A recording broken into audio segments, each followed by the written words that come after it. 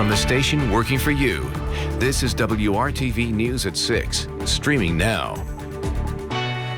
Thanks so much for joining us here for WRTV News at 6. I'm Nicole Griffin. Some parts of the state had some much needed rain for today, but for most of us it was just another dry day. This is a live look right now at DePaul University in Greencastle, where you can see it's not quite as bright and sunny as it was this time yesterday. Let's get over to WRTV Chief Meteorologist Kevin Gregory with more on what you can expect for the rest of your evening and your Labor Day. And thank you, Nicole. Kyle has the weekend off, at least the second half of the weekend. Rain in Lafayette. Anywhere we have rain, we'll celebrate that now. Under ½ an inch, but that's significant. Rain has been rare, at least for a while. I think it's 3 out of the last 27 days that we've had measurable rainfall in Indy, and that's it. Dry in central Indiana, a couple of heavier downpours in northwest portions of the state, but I think for any widespread thunderstorms to return, that will be during the day tomorrow. Most of this evening and tonight will be dry. Peru's at 80, 79 in Bedford. Remember, we made it to 87 yesterday. The clouds and the showers that started strong in northwest Indiana just faded away as they dropped to the south and east. Through the evening hours, our temperatures will stay in the 70s. We get together at 10 o'clock tonight and 11, temperatures in the 70s.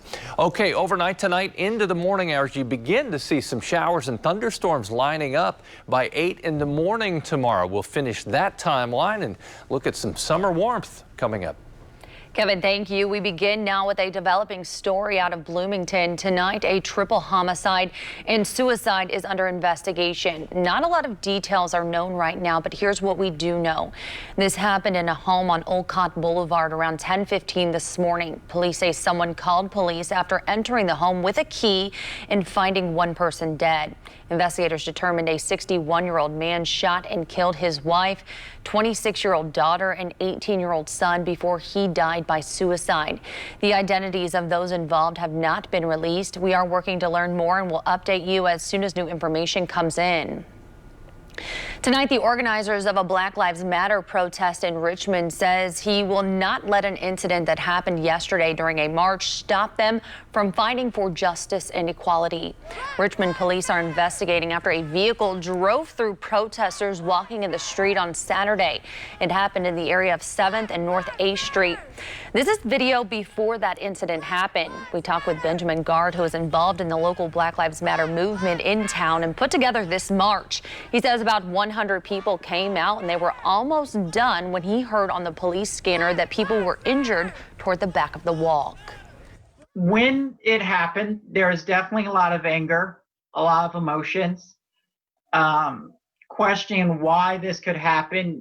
You don't think of Richmond as being this divisive, as this much to cause someone to try and harm others in such a terrible way. But looking back on it, I know that moving forward with anger is not the right action. Gard says there were just minor scrapes and bruises to those who were hit by the vehicle. He says the biggest thing now is to rise above this and not move forward with anger. Richmond police are asking anyone with video of the incident to contact their department. No arrests have been made.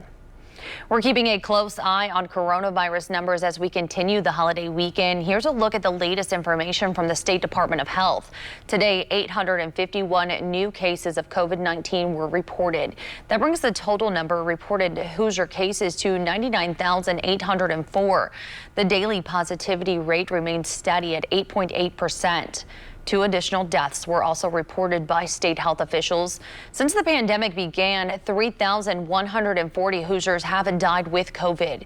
The state remains in good shape when it comes to hospital preparedness. Nearly 41% of ICU beds are available. About 10% of beds in use are by COVID patients. 81.5% of the state's ventilators are available for use. Just over 2% are being used by COVID patients. Experts are concerned that Labor Day gatherings could mean another spike in COVID-19 cases if people aren't careful this holiday weekend. WRTV's Troy Washington shows us how some people are getting creative when it comes to gathering. For Warren Powell and his crew, social distancing is no problem this Labor Day weekend. I mean, what a great opportunity just to be outside, to get out and see our beautiful town a little bit. We opted today to just ride around and take a look at some things that we don't really see when you're sitting in your car. At this point, a lot of Hoosiers are stir crazy, and sometimes that can lead to throwing caution to the wind, but not for these friends on bikes or this group on scooters. We have to be safe, and we have to be cognizant of abiding by the rules that we're dealing with now, but just to be out, to see people, to see a little bit of normalcy is good. It's a good thing. It's a good feeling. But experts say not everyone is careful when it comes to the holidays. This summer, we've seen cases spike after 4th of July and Memorial Day, holidays that bring people out to gather for fun. It's a beautiful Sunday afternoon. The families are out, but there is a question. After this Labor Day weekend, will COVID-19 cases rise again? Donna Bope is an infection preventionist at IU Health North. She says this weekend and beyond, it takes all of us doing our part. I don't wear this mask for me. I wear it for you. I wear it in case I may be carrying the virus. I don't want to spread it to you. And likewise, I would like, to see everyone else wearing their mask on behalf of others, not themselves. Working for you downtown, Troy Washington, WRTV. Troy, thank you. And when it comes to children, experts are also warning parents to be careful of attending gatherings this holiday weekend, since once students return to school, they are also capable of bringing the virus back with them. Indiana University is investigating after photos and a video posted to social media showed large gatherings on boats. The photos shared with WRTV show people crowded on 3 double-decker rental boats Friday afternoon on Lake Monroe. A spokesperson for the school said the university is aware of the situation. It's not clear if the people on the boats are students, but the school says there will be possible sanctions against any student found to be in violation of IU's COVID-19 safety protocols. Possible sanctions include suspension or expulsion, according to the university's website. Indiana DNR is also investigating. And we did just receive a statement from the boat rental company that says, in part, on Friday, we had a group of student-aged renters that violated our COVID-19 policies and attracted the attention of our community. It goes on to say, we strive to keep our community safe and will continue our extra measures to keep equipment sanitized and groups safely distanced. The company also posted their COVID-19 safety protocols online. With some students still at home this school year doing e-learning and parents also still working from home, Closets by Design in Indianapolis is getting a lot of calls with parents trying to set up at-home workspaces. So we talked with a sales manager about some of the ways she's helping parents get organized. It comes as a leading e-commerce analytics firm reports an increase in people searching on Amazon for child-related office furniture. The term kid desk is up more than 3,000%, which is making these items hard to come by. The sales manager with Closets by Design says they are coming into homes and creating spaces with simple items like you see right here in these photos to help families get organized. I think it's probably easier to come up with things not to do. And I think one of the biggest things is to keep your child out of their bedroom. Their bedroom should pretty much be their safe, quiet zone. You don't really want to try to set up a whole school there. You also want to keep them out of their toys and their books and their games that are all things that are not school related. And the other big factor I think a lot of people don't think about is try not to set them up in your kitchen. She says you can use what you already have, like a sofa or console table or even a smooth piece of splinter-free wood and brackets to mount that to the wall. She says reducing clutter is also recommended, and an easy way to do that is by using color-coded baskets for each kid where they can store all their books and their supplies. As the pandemic continues to impact some sports leagues and after-school events and other opportunities for kids right here in central Indiana, Girl Scouts are hoping to recruit girls and adults to volunteer and join the Leadership Development Organization. Leaders say as girls begin the school year during these challenging times, staying home and away from friends, Girl Scouts is still a safe option. There are opportunities to keep girls in small groups to do activities both in person, virtually, or a combination of both. Those who join a Girl Scout troop get to try new things, develop new skills, and take on leadership roles. Given that a lot of after-school activities are kind of in flux and nobody knows what's going on right now with sports and stuff like that, Girl Scouts is still here. We're the perfect opportunity for social and emotional engagement with a lot of fun and leadership thrown in all in one way. This year, 24 new badges were released, allowing girls to gain skills in STEM, automotive engineering, and civics, fields that are normally male-dominated. Girl Scouts is open to all girls from kindergarten through grades 12, and adults over the age of 18 can also volunteer. Racers from around the country are in Indianapolis this weekend to compete in the Soapbox Derby National Championships. Racers have been taking to the 1,000-foot long track at Wilbur Shaw Soapbox Derby Hill since Friday. Qualifications and double elimination style tournaments kicked off Saturday afternoon and will run through tonight at 8. It's been more than 20 years since the Circle City hosted the race, and leaders say they're happy to bring it back, even with changes due to the pandemic. It is definitely different. We're thankful everybody came out. So much stuff has been canceled. We decided to proceed with our race, and all of our competitors are really happy we did, because our racing's been shut down, as you guys know, in Indianapolis for quite some time. Well, a Derby champion will be crowned on a Monday. Kevin. Monday, tomorrow, some thunderstorms become more widespread. A few of these may be severe. We'll talk about the main threats and the timing coming up.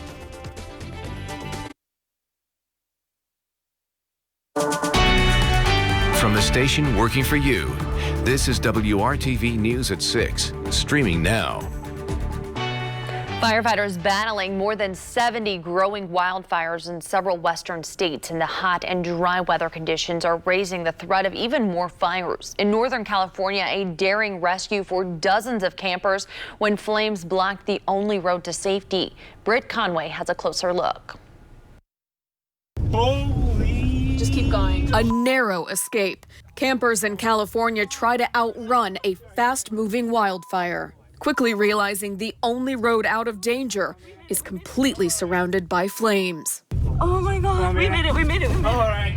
They weren't the only ones who barely escaped the creek fire. Officials say at least 224 campers in Mammoth Pool Reservoir were trapped and had to be rescued, airlifted out to safety. I think if we had stayed just 10 minutes more, we might not have been so lucky. We did run into a ranger. She was able to lead us up to the point of that spot fire. And it was actually per her instruction that we drove through that fire. The creek fire burning in the Sierra National Forest north of Fresno injured about 20 evacuees. Authorities say that fire broke out Friday, then exploded in size, growing to 36,000 acres in just one day. We do believe that there's still other people out in the wilderness. We'll be continuing those rescue operations to go out and try to find them and get them to safety. Right now, more than 70 wildfires are raging across a number of states with no relief in sight. Meteorologists say the extreme weather conditions in many parts of the West are raising concerns that more fires may break out. We could see temperatures well above the century mark, no rainfall, dry conditions. That is just fuel to ignite more fires. I'm Britt Conway reporting. Britt, thank you. One evacuee said if she would have stayed just 10 minutes, as you heard, she might not have made it out of that situation. And right now, the creek fire is 0% contained. Well, here at home, Kevin, you said today we received some much needed rain. But not as many got it as we needed, that's for sure. We could use an absolute day of rain in central Indiana. This is why, if you're counting, and I have been, 3 out of the last 27 days, we've had measurable rainfall. That's it. And you have to go back into mid-August, obviously, before you find widespread rainfall. As you see this area of showers, an isolated thunderstorm dropping to the south and east. Most of us will stay dry, but the chances there, 20 to maybe 30%. We see some pop-ups between now and midnight. The much better chance will come during the morning hours into the afternoon tomorrow. Rest of central Indiana dry at this hour. We've got the cloud cover around that kept our temperatures down. 79 in Kokomo, Muncie 1 degree warmer, temperature in Greenwood at 77. 30-mile-per-hour gusts today. It was windy across central Indiana. The winds will be strong again tomorrow, all out of the south. That keeps our temperature propped up, keeps the humidity in place, which is one of the building blocks then for thunderstorms. 7 a.m. tomorrow. The best chance for showers, thunder showers north of Indy at 7 a.m. We put this in motion. That line drops south right along Interstate 70, Terre Haute to Indy to Richmond. That's mid-morning. Then as we get to early afternoon, starting to shift to the south. Any of these could have some gusty winds, certainly some very heavy rainfall as they drop into the southern portion of the state. All of central Indiana with what we call a marginal or low risk for severe storms. Damaging wind would be the main threat with these, as well as some hail. Can't rule out an isolated tornado. You see the band here of the yellows and greens where that thunderstorm setup will limit temperatures again during the day tomorrow. Where it takes longer for the storms to reach, temperatures will get a little bit warmer. Jump to Tuesday afternoon. Then it's dry and hot again. I'll let you decide whether we call this warm or hot. 88 the afternoon temperature Tuesday. Lots of sunshine around. Other Tuesday temperatures from north to south. Mid-80s in Logansport, 87 in Anderson, pushing 90 degrees in most spots. As we get to the middle of the week, it's still warm and dry on Wednesday. Wednesday's high 88 degrees. There is a transition. Thursday thunderstorms will transition us back to temperatures in the 70s. As you can see, Friday, Saturday, and Sunday. Chance of thunderstorms again as we get into Saturday on the weekend. But tomorrow, the best chance for thunderstorms when you get up through the early afternoon. We'll be back after this. T-Mobile is offering free internet to millions of students who might not otherwise be connected. The program is called Project 10 Million. The more than $10 billion initiative will provide free wireless hotspots and high-speed data. Laptops and tablets will also be provided at no cost. The idea is to make sure technology gaps don't cause achievement gaps. School administrators can apply for the program or parents can volunteer at their schools. A Ball State study found 1 out of every 15 Hoosier students don't have access to the internet. We have more information on our website at WRTV.com. We'll be right back.